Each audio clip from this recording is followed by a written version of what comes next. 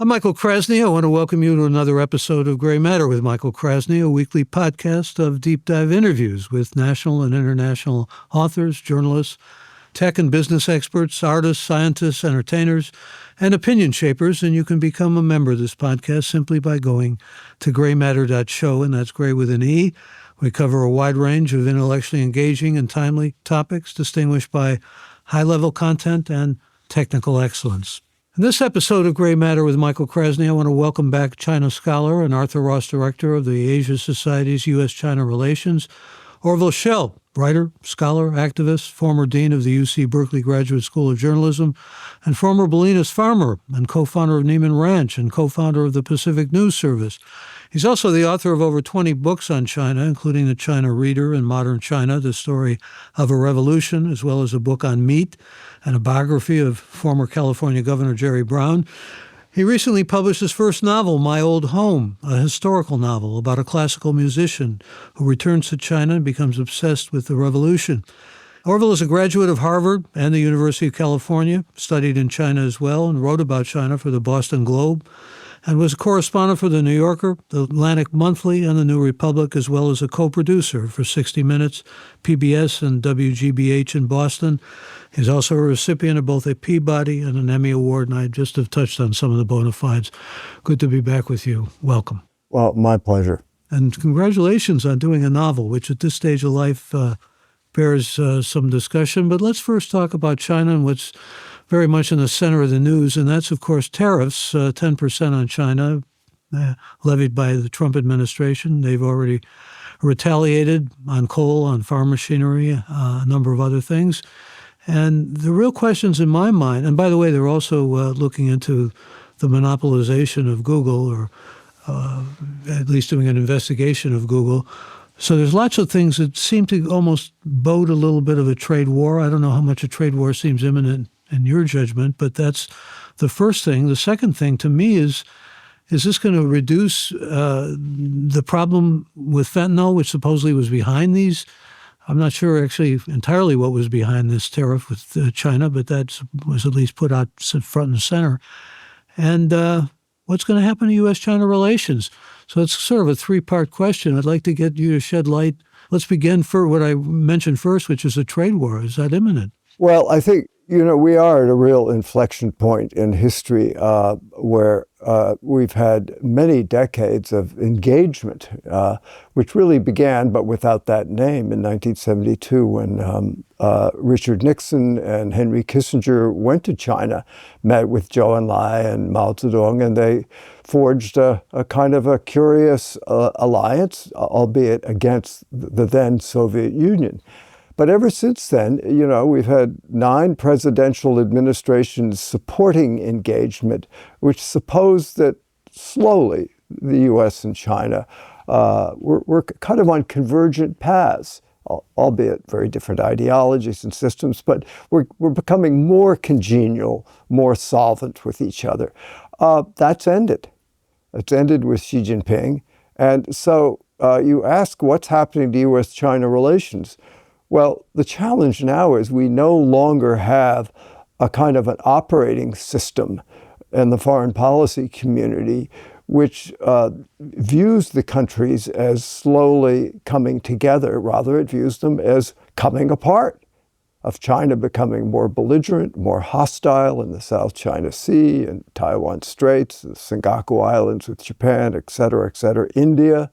And so this does not bode well for closer, more comfortable China relations. So I think answer to your question is we've kind of turned the corner and we're in terra incognito, where nobody quite knows what the new operating system between these two titanic countries should be. Moreover, Xi Jinping was really weaned on the Cultural Revolution and Maoism, which one of its sort of main suppositions was that there was a fundamental antagonism between the systems of the United States and China. And so that is sort of come back with a vengeance. It's kind of evolved into or devolved into an anti-democracy almost, and this, especially seeing this alliance with Russia. That's what apparently is alliance with Russia. I mean, that's a deep and fundamental problem in better relations, is that the ideological systems, China has a Leninist one-party state, it's clubbing up with Russia, with Iran, North Korea, and that we're now slowly not engaging and converging, we're decoupling, and increasingly in a more hostile relationship, which I think bespeaks of Xi's fundamental attitude towards the United States, that we don't particularly like China, and if we had our druthers, we'd like to see regime change. And it's actually not easy to rebut that presumption. It's also complicated by the fact that, and we talked about this once before, and I know you've talked about it and written about it, the kind of grievance that Xi seems to have from his own personal experience. I mean, you've done some really top psychoanalytic work on both Xi and Putin, and we can get into that. And I want to get back to fentanyl too, but the grievances, the desire to restore greatness because of personal history, and yet for many reasons he should detest Mao since his family was kind of excluded. Just the opposite seems to be the case, and that's puzzling. Well, I mean, Xi Jinping is an incredibly interesting, and I should say also enigmatic, but very powerful person in the whole world of geopolitics. And I think we forget that, leaders are not always the most rational people on earth. We love to talk about national interest and acting in your national interest, which presupposes a kind of a logical attitude towards foreign affairs. But we forget that people are formed by their life's experience. And we need to know an awful lot more about Xi Jinping, I think, to understand why he is doing many of the things that he's doing, because they don't, if you just look at them, they don't make sense. I mean, why would he want to claim the whole South China Sea and create tensions between basically every country in Asia and China, when they had a really good thing going with the global trade system and back in the good old days when the slogan was peaceful rise. Now it's much more belligerent. So why is she doing it? I think the only explanation is that this grows out of his sort of fundamental nature, one that we have a very difficult time parsing. Is it safe to say he wants the South China Sea and he wants Taiwan because he wants the empire to be the grandeur of the past, just like Putin wants Ukraine and territory for the same reason? Maybe why Trump wants Greenland and Panama or Canada. I don't know what else he wants. Gaza. Well, I think, this is autocratic expansion and empire. There is a blush of Putin and Xi in Trump. But I think what really binds China and Russia, Putin and Xi together, is this notion that of empire destroyed, of greatness being dispossessed of their former greatness. And Make America Great Again says similar things. I think that's why I say there's a certain similarity, except Trump does not have much of a sort of theoretical or ideological base. He just is sort of doing what he does. Whereas, in a Marxist-Leninist system, they've got it all spelled out.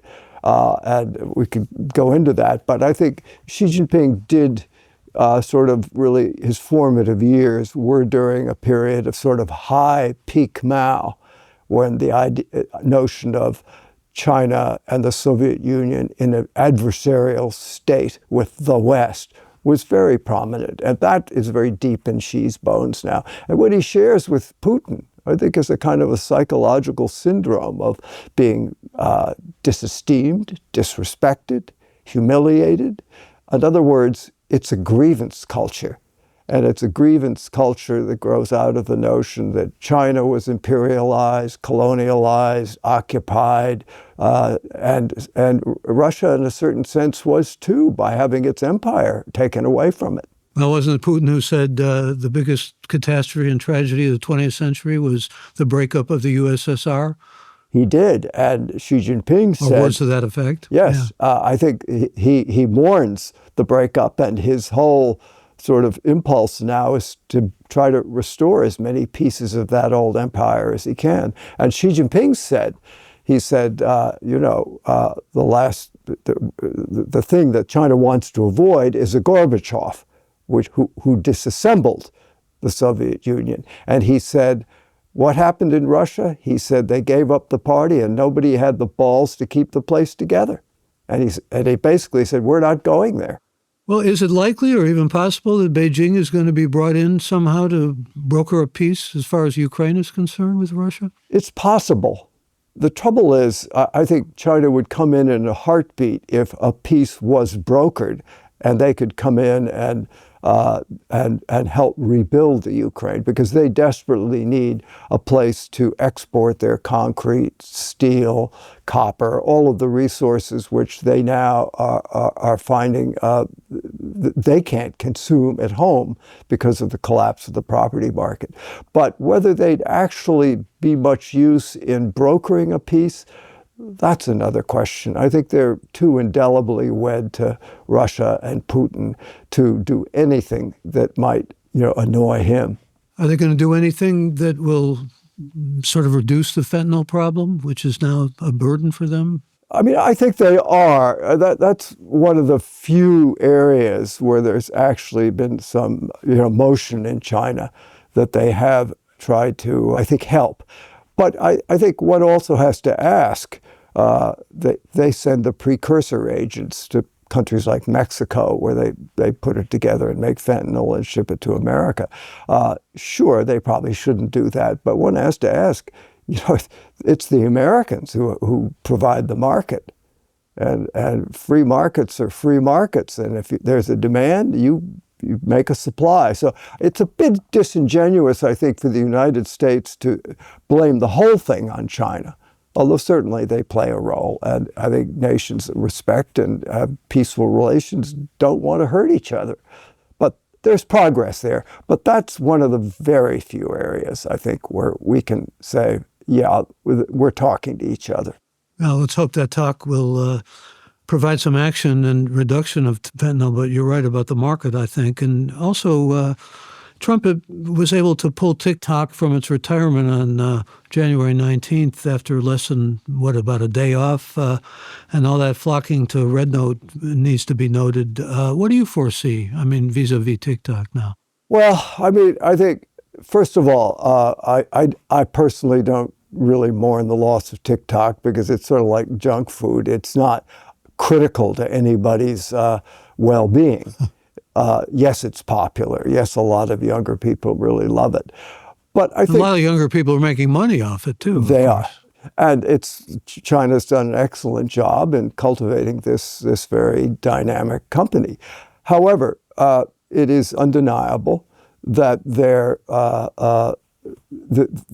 control that ByteDance has over TikTok can make the algorithm, and does make the algorithm, only accept certain kinds of content on TikTok. It also means that they can hoover up data from the United States of all the users that use TikTok. And this is why we are demanding, and I think rightfully, that the company be sold. Now, Trump is proposing a 50-50 ownership.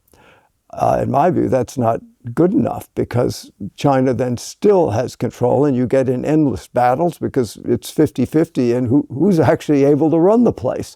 So I think, on the other hand, I think Trump does not want to completely eschew Xi Jinping, because he likes all big leaders. He likes Viktor Orban, he likes Kim Jong-un, he likes Xi Jinping, even though there's certain basic contradictions. So I think he'd rather kind of make a deal on TikTok, even if it's a bad deal, than close it down. But it's hard to know where that will go. I suspect in the end it may get closed down or sold. Well, even up to this point, they've certainly got a lot of data. And I've often been thinking about Yuval Harari remarks about how data is maybe the key to the future. And Deep Sea is approaching, or I should say is appraising, all kinds of security concerns are causing them to take place. They've got this chatbot that has more to do with Chinese government than was thought. And this sense of surveillance and data that's coming because of these algorithms and because of essentially, well, I also think about the fact that China's probably way ahead of us in AI, much more than we would like to be, and stealing our technology as it's traditionally done. You've been one of the main figures in terms of Chinese-U.S. relations, and all of these things are very troubling. I mean, especially when you think about all the questions of surveillance and data that's now accruing to them. Well, I think, Michael, you have to remember that we've vacated the era where it didn't really matter where things were made, and we could share even internet companies. But the problem is that the purposes to which a country like China, which is a one-party state, puts a social media platform like TikTok, or it doesn't allow Google, doesn't allow YouTube, doesn't allow Facebook in China, but they would like us to allow TikTok in America. So there's an unreciprocal relationship. We vacated the world where it no longer where it didn't matter if we shared such things as data, supply chains, et cetera, and we're entering the world where it does matter because ideology and political systems are attached to these shared supply chains and media platforms. So it's a very complicated puzzle to put back together in some new way so we're not vulnerable to China's sort of urges to play a greater role on the global stage, to tell its story better, to see its system even spread and accepted and respected and tolerated. So we're in very uncharted waters. Well, it's a global economy, as you said, and everything's very interrelated now, but China's cornering the market. They're cornering the market on digital devices, on EV cars, on, as I said earlier, AI, arguably.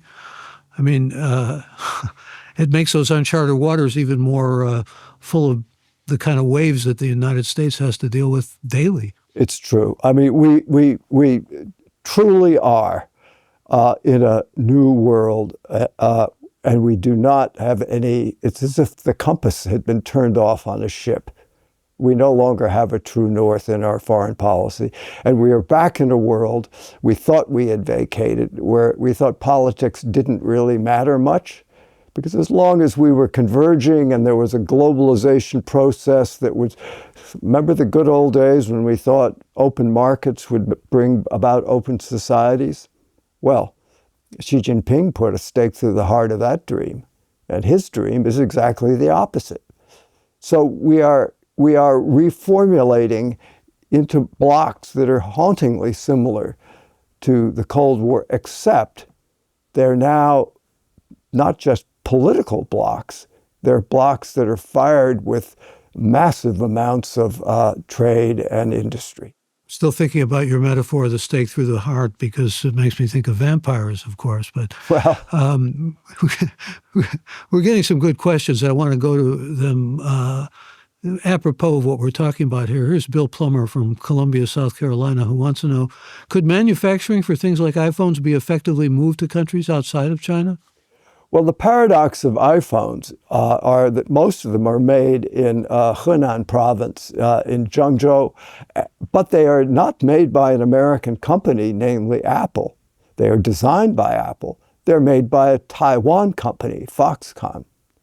So this is a metaphor for the old world where multiple countries chipped in on a supply chain and turned the manufacturing over to China.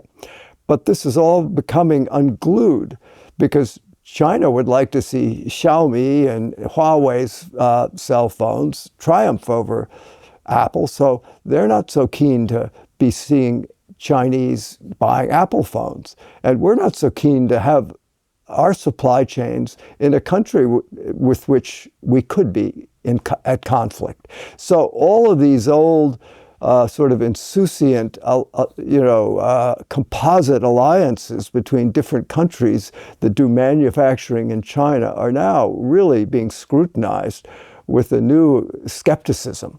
And where it's all going to go, nobody quite knows. And then you throw in the question of political risk. What happens if something goes on in the Taiwan Straits? What happens if the Philippines and China get into an actual firing kind of a conflict off Palawan? What happens when China rams a Japanese ship near the Senkaku Islands north of Taiwan? There are an awful lot of friction points. And I should add one thing. Do not forget for a minute that China claims Arunachal Pradesh, which is this giant piece of Indian real estate tucked up between Burma, Bhutan, and Bangladesh. You go through this little chicken neck corridor into the Northeast Territories. China claims it all as part of Tibet. They just haven't acted on it. We're going to talk about both Taiwan and Tibet because China's had its eye, and the South China Sea. As I said, China certainly still has its eyes on, especially Taiwan, because computer chips are so much a part of the world global economy now, and they get about 90% of the world's most advanced semiconductors out of Taiwan. China, with a weaker economy, must be salivating to some extent over, like it did over Hong Kong, or the ideal of taking over Taiwan, and has been for quite some time. And I'm looking at a question from Susan Clem in Austin, Texas, and thank you for the question, Susan. She wants to know, what are the true chances of a Chinese invasion of Taiwan? What could accelerate or de-accelerate this process? Well, to answer the latter part of your question, I think it's unlikely that China will do an amphibious assault and send troops to Taiwan. I think much more likely is it will nibble away. It might, for instance, one day just declare that since there's only one China, all commercial aircraft have to go through China air traffic control. Or all merchant marine going to Taiwan have to go through Chinese customs. What are we going to do about that? But the paradox of Taiwan and semiconductors is that this, again, is a kind of a metaphor for the world that is dying, where we design the chips. TSMC in Taiwan, which has the sort of world's most elaborate and modern fabs, makes them. Packaging is done in Southeast Asia, but a huge market for the chips made in Taiwan and designed by the U.S. is China. So here we have a kind of a weird triangle. Everybody is in bed with everybody and reliant on everybody. And everybody needs microchips. And yet microchips, the high end, as you mentioned, sort of lower nanometer cutting edge, leading edge chips are all fabbed in Taiwan. But should China attack Taiwan, they're not going to get TSMC. Because the minute TSMC ceases to get computer programming and technical assistance, spare parts, and all of the things it needs from a company in Holland called ASML, they're dead. The lights would go out within a week. So again, this very delicate ecology of supply chains, which we've woven over the past decades, the glory days of sort of Davos man and win-win globalization, is now looking very, very perilously fragile. And nobody quite knows how to repurpose it, reposition it, because we do have such a deep and profound dependency on each other. Talking to a China expert and China scholar and author Orville Schell, and another question from one of our listeners, Peter Kartner in Los Angeles, who asks, as the Dalai Lama's time here on Earth shortens, what do you think China will do in his absence? What is Tibet's strategic importance for China? Sadly, Tibet used to be somewhat in play, and there were hopes that it might gain at least more autonomy. The Dalai Lama was not lobbying for independence. He was lobbying to be left more alone, to allow Tibetan culture, Tibetan religion, Tibetan society to have greater independence. But that's not acceptable to the Chinese Communist Party, as we've seen in Hong Kong. So Taiwan is basically no longer an issue in the world because China has prevailed. Curiously, where the tension now has moved is to Xinjiang and the Muslim Uyghurs, which are another minority ethnic group that are now, were in a state of sort of rebellion and now are under very sort of strict duress and control. So I think the Dalai Lama, I mean, it's amazing that a man who's so temperate and so modest and actually such a decent human being is considered by the Chinese Communist Party a wolf in sheep's clothing, some kind of evildoer who they claim is demanding independence, which he is not. But I'm afraid Tibet it's over. I hate to say that, but given the present scheme of things, there's not a lot of chance that Tibet will, I think, gain any greater autonomy, much less independence. Do things look any better for Uyghurs in terms of human rights? Or, I mean, in fact, I'm trying to determine whether what's going on is mostly persecution or, as it's often been called, genocide. Well, there were a couple of incidents in recent years where Uyghur separatists did kill some people, one incident in Yunnan and Kunming and another in Ulaanbaatar itself, which is in Xinjiang. And the Chinese took alarm at that, and they do not suffer any whiff of an independence movement with much flexibility. So they moved relentlessly against the Uyghurs, and even against people who wish to worship in mosques and whatnot. And so I think that is pretty well brought under control now. That doesn't mean people are happy, but it means that China, its new techno-autocracy, has really amazingly expanded capacities to control, surveil, to keep order, and sort of Xi Jinping's notion of order. Another question from a listener, Ryan Hoover in Chicago. Thank you for the question, Ryan. He wants to know, how does China's population growth affect their long-term goals? They are really in a bind. They're in a bind because the one-child policy that prevailed for decades meant that the birth rate couldn't replenish the lower reaches of China's demography with young people who were still working to support the great balloon in older people who were retiring and on pensions.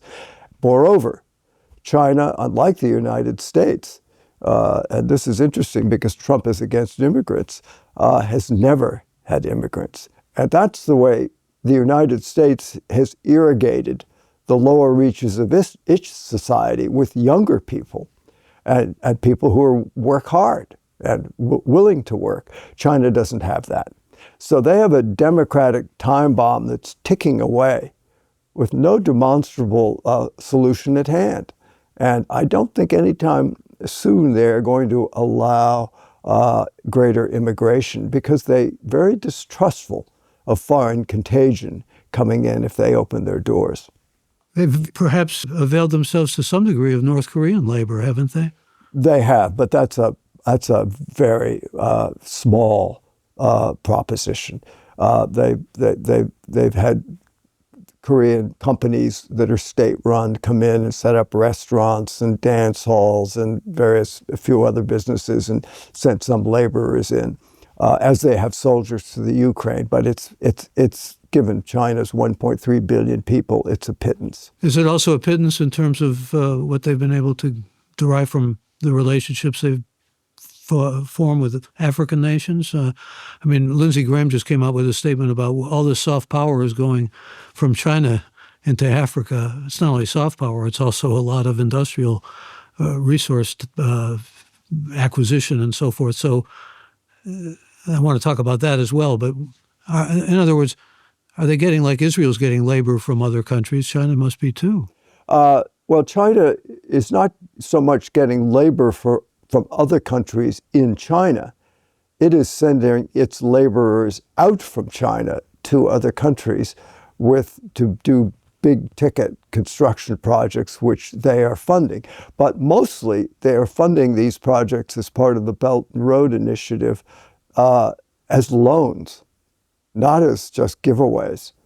So this is one way that the Chinese economy keeps going, since it no longer can consume all of its manufacturing itself. It's doing all of these projects abroad, which, particularly in the construction industry, soak up a lot of surplus, as I said earlier, concrete, steel, various kinds of metals, and engineering skills and labor skills.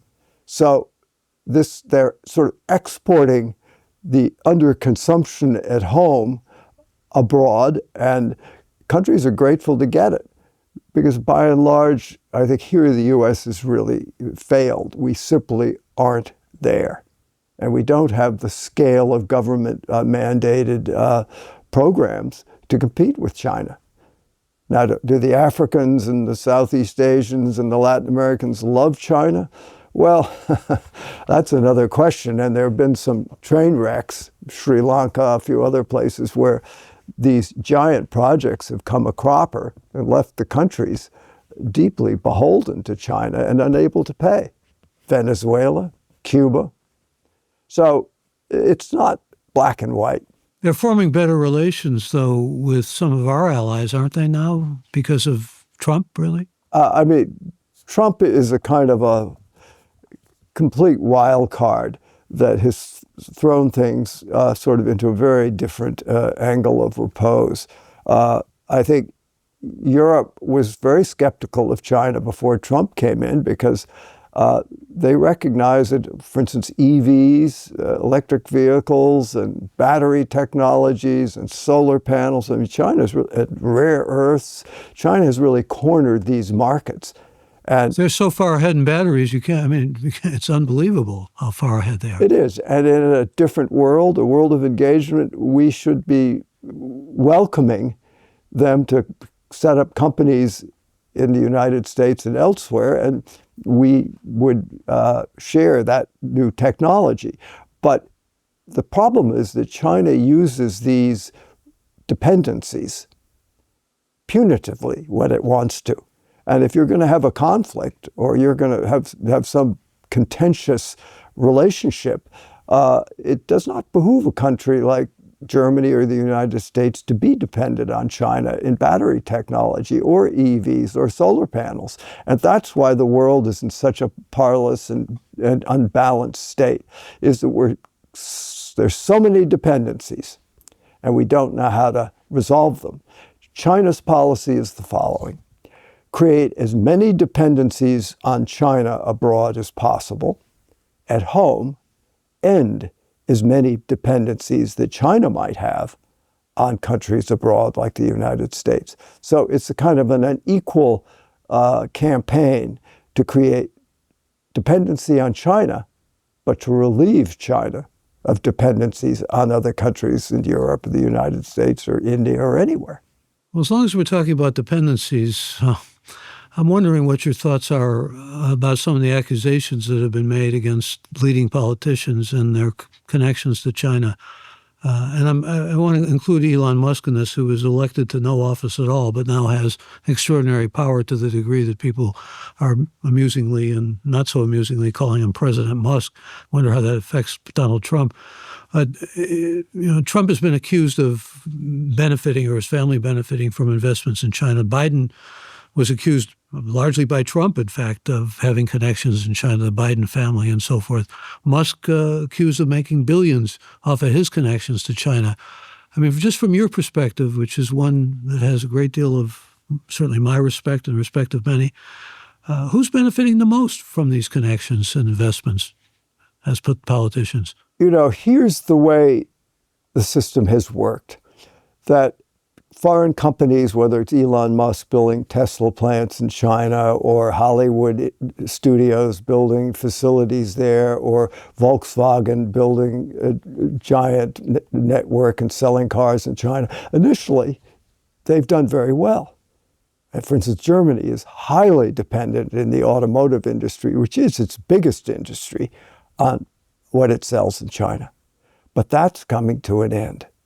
Elon Musk has he really has got a couple of factories in China, and he's all in on China. However, I think that it won't be long before China and its own EV industry says, even to Elon Musk, sorry, Elon, we're glad to get your technology. We're glad you were here, showed us how to do this, but your ride is over. This is the pattern. It's happened again and again and again. Well, already, I think that about half the sales in China of battery electric cars that's right. or hybrids. Yeah, and Trump's sales in Europe, for instance, have crashed. I think the way he's acting out on the political scene is going to have a profound impact on whether people feel comfortable buying Teslas.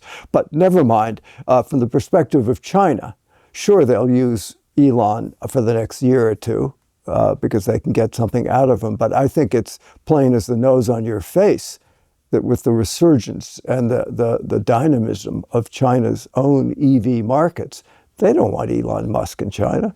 They got 60% of the global market now in EVs. Yeah. I mean, that speaks for itself.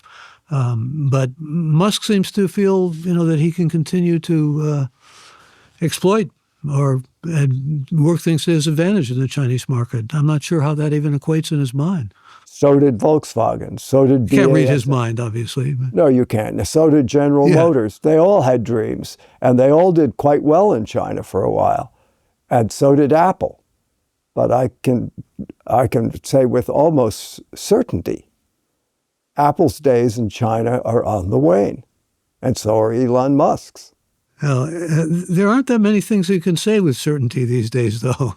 I'm gleaning from things that you've said here in our dialogue so far. I mean, you just have to plot the dots on the graph, and you can see which way the wind is blowing. Well, for U.S.-Chinese relations, at this point, you said we're in uncharted territory. We're in maybe unnavigable waters or waters that are full of Scylla and Charybdis type of things that we hadn't anticipated before. Everything seems to come down to people, to the autocrats themselves, to people like Xi or Trump, who wants to, the would-be autocrat. I mean, I think this is one aspect of sort of the geopolitical world in which we now live that many businesses do not properly know how to factor into the equation, namely political risk. So if you just look at things economically, China's a great market. They do things well. They're quite innovative. They're fast, cheap, making quality products. But if you throw in the political element, you get a very different, pot of soup. Because in the political realm, Xi Jinping would basically like to see the United States and the Seventh Fleet vacate Asia. I think they'd just as soon see the United States vacate the world. And that means that their sort of political system will have growing amounts of sway over how the world is run, not just marketplaces, but how media is run, how education is run, how it operates. So there is a struggle going on here that's not purely economic. There's always been a notion, though, that China doesn't necessarily have its desire for expansion or territory or resources beyond Asia, that it sees the United States as a foe, perhaps, or an adversary, but not necessarily as a region that they would like to conquer or take over or be part of their hegemony. How do you see it? I think it's unlikely that China is going to be sending troops around the world.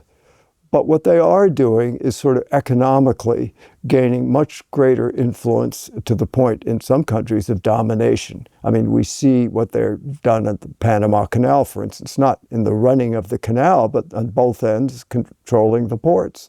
We see what they've done in Peru and Ecuador, giant hydroelectric plants and ports and this, that, and the other. So in other words, their modus operandi is not territorial sort of assault in the old sort of colonial manner, but economic control, which then makes countries and companies beholden to them. That's why Trump wants to take back Panama, really, isn't it? I mean, he keeps mentioning China in context of wanting to take back Panama. I mean, he is such a contradiction, but yes, I think that's precisely right. And in a certain sense, he's not wrong that China, by controlling the ports at both ends, does have some dominion over this vital waterway.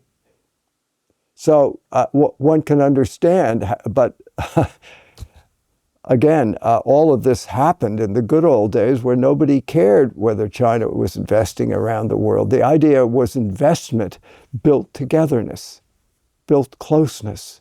It made China want to be more open, possibly even more democratic, more convergent. We are now in a world of divergence, and that means instead of collaborating economically in other ways, we have to think in terms of deterrence.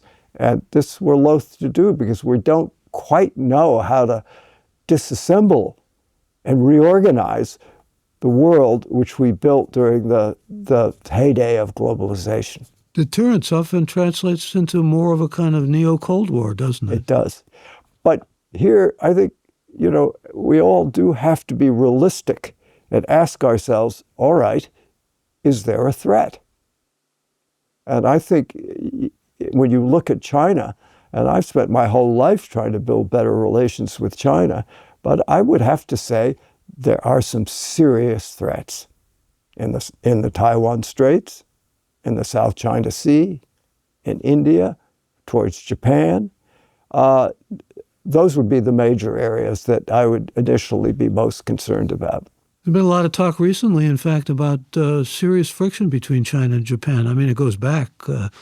It has a whole history behind it. But is it worse now, in your judgment? Yes. And in fact, Japan has, even under Kishida, even declared that because of their concern of China's sort of belligerent actions in the Taiwan Straits and around the Senkaku Islands, that Taiwan was a Japanese interest. Now remember, there's some islands that hang down off of Okinawa that are so close to Taiwan, you can see Taiwan.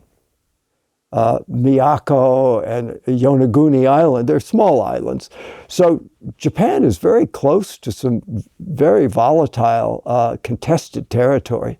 And I think they recognize, and the Senkaku Islands, they claim and administer, but so does China. And there have been some ship rammings and various other rather belligerent behaviors exhibited around those islands too. So Japan, I think, is more and more indelibly reaffirming its alliance with the United States should something happen in that region. What about the historical animosity between those two nations? I think about the rape at Nanking, for example. It's not even in Japanese textbooks, is it?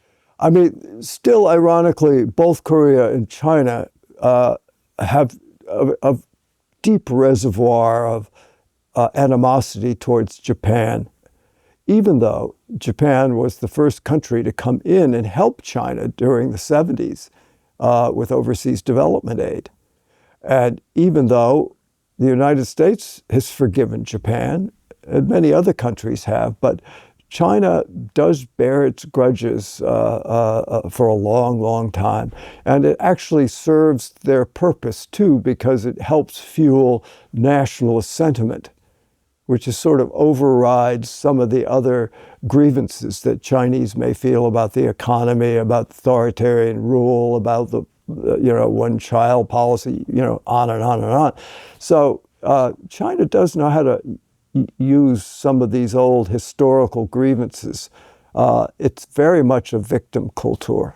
How is it that Trump continues to see us as a victim culture? I'm not sure how that translates. I mean, you study China and you study Russia, and our geopolitics don't necessarily apply to our own nation in similar ways, ideologically or any other way, but historically, certainly.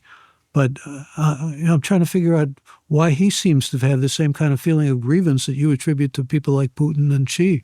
It's very interesting, that question. It seems to me we're in a world now where the currency of the realm is grievance, whether it's... Or victimization. Huh? And victimization. And remember, it was actually Chiang Kai-shek in the 30s who declared 100 years of humiliation and started sort of that, predation by the West and Japan on China, which had some truth to it. But many countries, Vietnam was occupied as a colony by the French. Then it was occupied by the Japanese. Then Roosevelt promised to give it independence and didn't, handed it back to de Gaulle. But there's no victim culture in Vietnam. Why? And I think the answer is that, sure, they won 2 wars, but China's done damn well too. And you have to ask yourself, why does China keep persisting and presenting itself as a victim when it's so successful? Why doesn't it enjoy its success and triumph and just say, victimization era is over, we're successful, and just kind of get along in the world? So there are many mysteries here. These are deeply rooted sort of psychological questions that get fanned by politics. Well, let's talk about your novel. This is really something extraordinary. 35 years of work went into this, intermittently, I'm sure, and all the other things that you put out, over 25, I think, books total, most of them about China. But this novel is about China. And as I started reading it, I was immediately propelled into the kind of fascination and what a novelist likes to do, which is to get me as a reader wanting to find out what's going to happen. The Red Guard quite violently begins the novel. It's what the French call the dîner, the given in the novel, that you have people working or trying to strive as best they can against these really monstrous people. I'm not even sure you can call them people, who come in and want to destroy books and want to destroy music and are violent, and everything is counter-revolutionary or bourgeois. You're sort of bringing back to mind the Cultural Revolution and making it graphic. Why? I spent so many decades in China, in Taiwan, married to a Chinese woman, lived in a Chinese family, and I began to realize that if you just dwell in the realm of policy, you really can't explain everything. Because as I said at the outset, finally, human beings are human. And they have formative experiences, and they're deeply flawed creatures. All you have to do is you read Euripides or Sophocles or Shakespeare, and you understand that tyranny itself has deeply personal roots often. You read Richard III. So anyway, I don't want to get wallow off into Shakespeare, but simply to say that I felt that there were certain elements about the Chinese experience which I wanted to plumb, wanted to divine as best I could. So I turned to fiction, and I thought, okay, there are other things that are important in life besides policy. There's art, there's culture, music, religion, personal relations, love, poetry. And I thought, why do we have these things? We have these things because they help us explain things that, a policy document issued by the National Security Council or the Defense whatever can't explain. So I set off to write a novel about a Chinese classical musician trained in San Francisco, the Conservatory of Music, goes back to China to help build a new China in the 50s, and of course, ends up being crushed. And that story, and a man of faith, I should say also, because in the Chinese communist sort of experience, there is no room for faith. Why? Because faith begs a loyalty to someone other than Mao Zedong, Xi Jinping, and the party. It begs a loyalty to your God. So I want rather than the state, ultimately. rather than the state. So that's seditious, just as a love of culture is seditious, because it bespeaks of a kind of an affinity that makes you independent and somewhat insubordinate and not a total slave of the state. So I wanted to throw all these different chemical agents into the pot, get it boiling, and see what happened.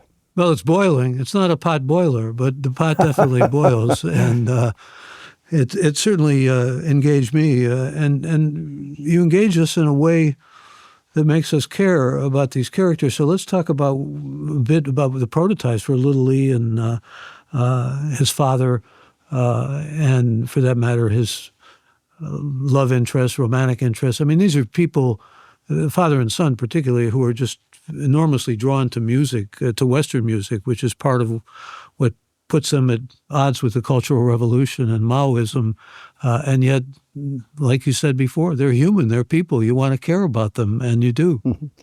Well, I think there are two heroes, a father and son. The father is a lover of Johann Sebastian Bach. And what was Bach all about? Bach was about coming to terms, sort of the interior world, of coming to terms with yourself, with your mortality, with life, with your God, etc. And what was Mao all about? Mao didn't have an interior life. He had an exterior life. Everything was outside, and that's why he wanted to make revolution. All the problems were out there. Society, politics, nationalist government, landlords, you name it. So I wanted to sort of let these two extremely different worlds collide and see what happened. And in fact, if I get reincarnated as a playwright, I'd love to write my dinner between Johann Sebastian Bach and Mao Zedong and see what they talked about. Because But I like what you say about the internal life as opposed to the external life. I mean, It's a part of the actual tapestry of so many really great novels. Yes. I just happen to be teaching a course at Stanford on 3 great American novels, and one of them is Zora Neale Hurston's Her Eyes Were Watching God, and it's really all about the development of the inner life, of self-actualization, as opposed to the outer life trying to be imposed upon her. Yeah. Which is sort of what the Cultural Revolution was about, deny the inner life and just impose the outer life. So that's really what I wanted to explore with my novel. In a society that's trying to create a new China and a new man, can you actually deny the inner life? Can you prevent people from falling in love, from wanting to write personal poetry, from wanting to play music that doesn't have any political significance? And the answer in China was no. And we see what happened. So how much does Orville Schell, the expert on China, think that these vestiges of the Cultural Revolution still remain? You say that Mao still bears certainly scrutiny in terms of the influence and impact he has on someone like Xi Jinping. Well, Michael, that's precisely why I think Xi Jinping is so interesting and why we need to know more about him. And there is a wonderful young scholar just coming out with a book at Stanford on Xi Jinping's father, Xi Jinping, and his relationship to his family is really interesting because when Xi was a teenager, his father, who was a vice premier and a veteran revolutionary, a quite distinguished man, was accused by Mao and others in the Cultural Revolution of being a historical counter-revolutionary, the worst thing that can happen to someone in a revolutionary society. So Xi Jinping grew up with a father who was, pilloried as the Antichrist, if you will. And I think, it's a long story and I won't get into it, but you have to imagine during these formative years of a young person's life when they want nothing more than to be accepted, and here your father is an apostate, it has a profound influence. So I think what Xi Jinping did, maybe just to just to cast a kind of a suggestion of what happened, was he learned that he had to become more red, more Maoist, more orthodox than anybody, or he would be spat out. He would be reviled. And that's what he did. And so Mao, I think, lingers very profoundly within his being. When he reaches for control mechanisms, he emphasizes Marxism, Leninism, when he thinks the party has got to be supreme, a leader has to be supreme, on and on and on. So I think this helps us understand a little bit about who he is, even though he's enigmatic, why he does what he does, which in many cases are completely counter, in my view, to China's national interest. I mean, why not stick with engagement, just get along with the rest of the world? Everybody was happy, get rich, let your people prosper and enjoy life after a terribly difficult century and a half. Why go out and piss everybody off? Well, your protagonist has a lot of Mao in him as well, right? Yes. That's not exercised. Yeah, I mean, experience influences people. Listen, our country, we are learning, is just as complicated as China. And actually, I think if you want to really understand, if Xi Jinping wanted to understand Donald Trump, he'd go back and look at Mao, because both of them are avatars and apostles of disruption and chaos. And I think, Xi lived this. So he might be able to understand what's going on in our country a little better by studying, I think, some of the things which he lived through, but maybe didn't see it in a way that helps reflect and understand what a guy like Trump is after. Trump, too, had a terrible relation with his father, just like Mao. Mao was beaten and ran away from home, and, Well, we can spend a whole other podcast just on these kind of scrutinies, which I call somewhat psychoanalytic, of relationships to fathers and everything, where we've been told through years that the mothers who really did a lot more of the caretaking have more of an effect on young males. But I want to, My Old Home Again is the title of Orville's novel, and I want to wish you the best of success with it, and thank you for putting it out there in the world where those of us who admire and respect you can read how your imagination works, and your love of music comes through magnificently in this novel as well. I want to also thank all of you who joined us for this episode of Gray Matter with Michael Krasny. You can hear us on Apple, Spotify, or on our website at graymatter.show. And if you haven't become yet a member of the podcast, I invite you to join by going to the website at graymatter.show, where you can find previous episodes, and that's Gray with an E. Also invite you to mail any reactions or suggestions you might have to me at mkrasny@graymatter.show. My thanks to the Gray Matter with Michael Krasny team of Alex, Shannon, Chad, Kevin, Jeff, and Colleen. And a special thanks to this week's guest, Orville Schell. Thank you, Orville. Thank you, Michael. I'm Michael Krasny. Bandwidth for Gray Matter is provided by CashFly at CACHEFLY.com.